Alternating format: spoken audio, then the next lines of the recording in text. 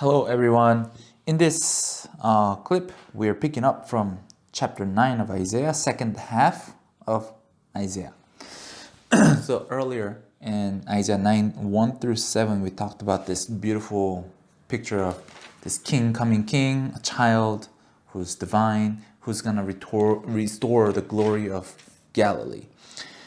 Now, starting from verse 8, we're turning back to judgment, and we were talking about judgment on Ephraim. Ephraim is the northern kingdom, okay? And it's saying Ephraim is destroyed not because of Ahaz's witty alliance with Assyria, okay? Ephraim is not living according to God's standard, and that's the reason why Ephraim will be destroyed, okay? It's not because Ahaz is doing well that God's gonna send this child who's gonna be, wonderful counselor, which would imply destruction of the northern kingdom who is attacking Judah right now. God is saying, no, Ephraim is being judged because she is not living according to my standard. Okay? Ephraim did not trust God for protection, but instead relied on her alliance with Syria.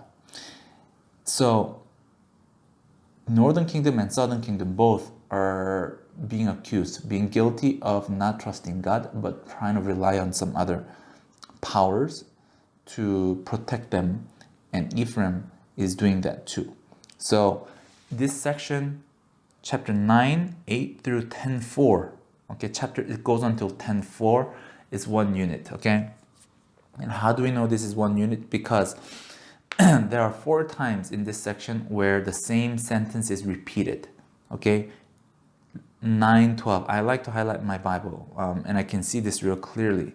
9:12, second half, it says, For all this, his anger has not turned away, and his hand is stretched out still. The same sentence is repeated verbatimly in 9:17 at the end, 9:21, and also 10:4. For all this, his anger has not turned away, and his hand is stretched out still. So it helps us note, if you highlight this in your Bible, you'll see that these are very equally distributed, okay? It wraps up each strophe. So there are 4 strophes in this section. Each strophe talking about a particular sin of Ephraim that is not meeting up to the standard of God. First is 9, 8 through 12. I will write this on the description. 9 through 12 is the first sin of Ephraim, and that's the pridefulness of Ephraim. We'll see how that is so as we read it later on. But the second strophe, 9:13 through 17, that's the perversion of Ephraim's leaders. Okay, Ephraim's leaders are corrupted. The third strophe is 9:18 through 21, which is the selfishness of everyone. Brothers are attacking each other. They're being selfish. They are not helping one another. That's the third one. The fourth sin, the fourth strophe, is 10:1, chapter 10, verse 1 through 4. And here we're talking about the exploitation of the helpless. Okay, the Ephraimites are exploiting the widows and so on, helpless people. So these are the 4 things that God is accusing Ephraim of that brought judgment upon themselves. By the way, number 4 oftentimes in the Bible represents like completeness, but not like 7, but 4, because we have 4 sides. We have 4 directions, north, south, east, west, right? So 4 really on all sides. It symbolizes all sides. So Isaiah is using this number 4 to communicate the completeness, the wholeness, the fullness of Ephraim's sin. Okay, so let's dive into the first strophe. Chapter 9, verse 8 through 12, the pridefulness of Ephraim. The Lord has sent a word against Jacob, and it will fall on Israel. And all the people will know, Ephraim and the inhabitants of Samaria, who say in pride and in arrogance of heart, The bricks have fallen, but we will build with dressed stones. The sycamores have been cut down, but we will put cedars in their place. But the Lord raises the adversaries of Rezin against him, and stirs up his enemies. The Syrians on the east and the Philistines on the west devour Israel with open mouth. For all this, his anger has not turned away, and his hand is stretched out still. So what's happening here? God is saying, I have a problem with Ephraim, the northern kingdom. And what is it?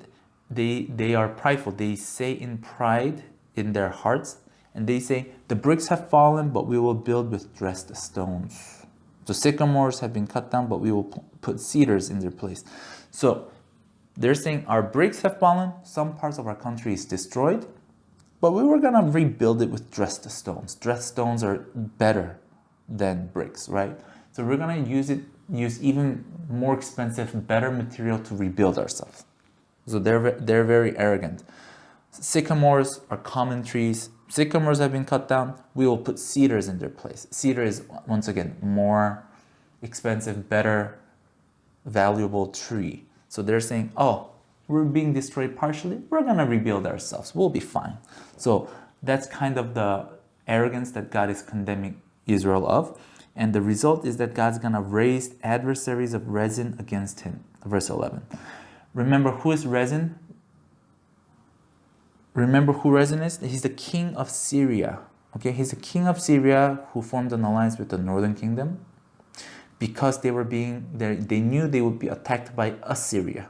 So when God says God is going to raise the adversaries of Rezin against him, God is going to raise Assyria against Israel, right? And we see this in history that it's Assyria that destroys Israel ultimately. So that's what's happening. Verse 12 is a little tricky. Some people struggle with it. The Syrians on the east and the Philistines on the west devour Israel with open mouth. So Philistines do attack Israel, but what about the Syrians? I thought they were supposed to be the allies of Israel. What does it mean the Syrians on the east devour Israel?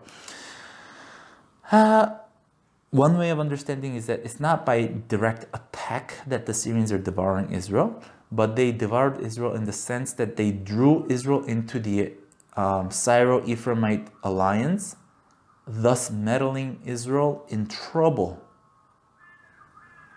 not its own. So by Syria's proposal to Israel, let's make an alliance, protect ourselves from Assyria, Israel was hooked in by Syria to share the destiny of Syria by being destroyed by Assyria. That's the first strophe. First sin, pridefulness of Ephraim. Okay, now let's go on to the second one, the perversion of Ephraim's leaders. Verse 13. The people did not turn to him who struck them, nor inquire of the Lord of hosts. So the Lord cut off Israel head and tail, palm branch and reed in one day. The elder and honored man is the head, and the prophet who teaches lies is the tail. For those who guide this people have been leading them astray, and those who are guided by them are swallowed up. Therefore the Lord does not rejoice over their young men, and has no compassion on their fatherless and widows. For everyone is godless and an evildoer, and every mouth speaks folly. For all this his anger has not turned away, and his hand is stretched out still. So this second strophe, once again, is about the perversion of Ephraim's leaders. They are likened to head and tail. The elders / honored men are likened to a head. The prophet, the false prophets, are likened to a tail. And why are prophets tails? What isn't tail like the last? Well, I think it's best to understand it this is a knowledge of an animal. So from the beginning till the end, head to tail. This is called a figure of speech called merism. You should note this. Merism is very common in the Bible. In fact, the very first figure of speech that comes out in the Bible is merism. In the beginning, God created the heavens and the earth.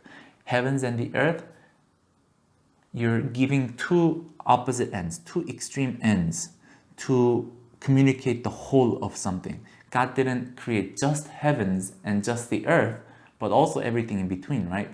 So when it says God created heavens and the earth, it's a merism. It's a figure of speech that says God created everything.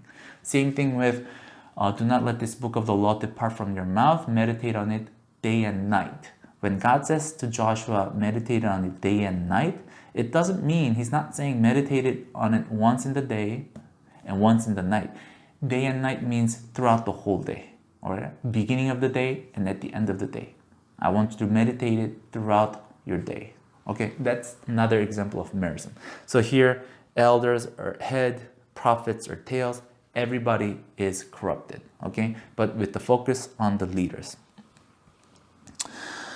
Okay, the punishment is so bad that the Lord is not going to be compassionate to fatherless and the widows. This is pretty harsh because fatherless and the widows are, they have special place in God's heart. But even to them, God's not going to show compassion because of this sin. That was the second one. Let's move on to the third one. The selfishness of everyone. This is the third strophe, okay? This is a third sin God is pointing out about Ephraim. Verse 18. For wickedness burns like a fire, it consumes briars and thorns, it kindles the thickets of the forest, and they roll upward in a column of smoke. Through the wrath of the Lord of hosts, the land is scorched, the people are like fuel for the fire. No one spares another. They slice meat on the right, but are still hungry, and they devour on the left, but are not satisfied. Each devours the flesh of his own arm. Manasseh devours Ephraim, and Ephraim devours Manasseh. Together they are against Judah. For all this, his anger has not turned away, and his hand is stretched out still. So this, God is talking about, they slice meat on the right but are still hungry. So there's some people who's eating, some people are not eating. There's some people hungry, some people being full. But this is really likened to this verse 21. Manasseh devours Ephraim. Manasseh devours Ephraim, and they together are against Judah. Remember the tribe of Ephraim and tribe of Manasseh. What's something common about them? The two tribes are brother tribes. Okay? They're the sons of Joseph. Okay? It's not like Judah and Joseph where the mothers are different. Ephraim and Manasseh are both sons of Joseph. They're brother tribes, but they're devouring each other. So there's disunification. There's enmity among brothers. They are selfish against one another. There's loss of brotherhood. Okay? And they together are against Judah. Judah is also, their brother as a son of Jacob, right? So there's this selfishness that is demonstrated between the tribes and so on. That's the third sin that God is condemning them of. Fourth sin, fourth strophe, 10:1-4.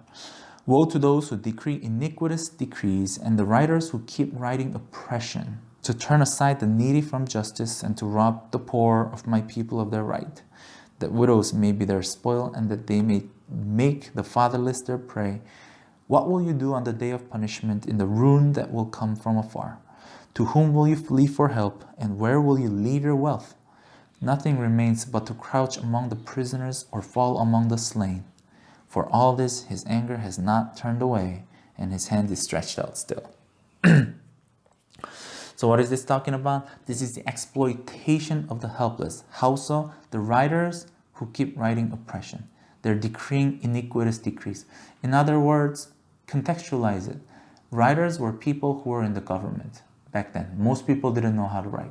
So writers who keep writing oppression is they're really legislating laws that are very that doesn't help the needy people, but that's the laws that benefit only those who have, those in the upper class. So this is a perversion of justice in the country, okay? And this is expressed through oppression of the helpless. And what's the punishment? This is interesting. What's the punishment? Verse 3, to whom will you flee for help, and where will you leave your wealth? Nothing remains but to crouch among the prisoners or fall among the slain. What does that mean? Those who oppress the needy will be needy themselves. Okay? They're going to flee for help. You, because you oppress the poor, the widows, the fatherless, you are going to flee for help, and you're going to be among the prisoners. You're going to fall among the slain. So their punishment reflects the sin that they committed. So these are the four sins that God is pointing out about Israel, explaining the reason why they are being judged by God through destruction.